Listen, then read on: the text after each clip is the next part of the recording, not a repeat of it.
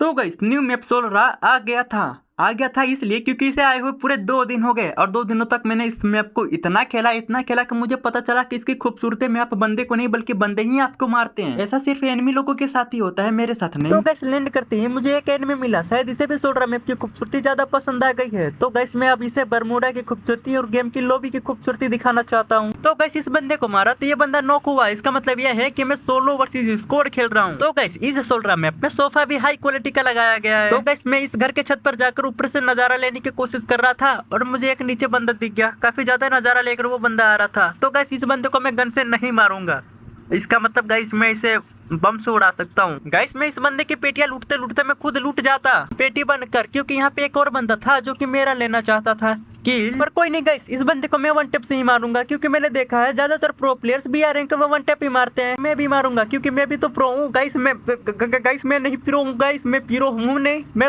कतई नूब आदमी हूँ यार।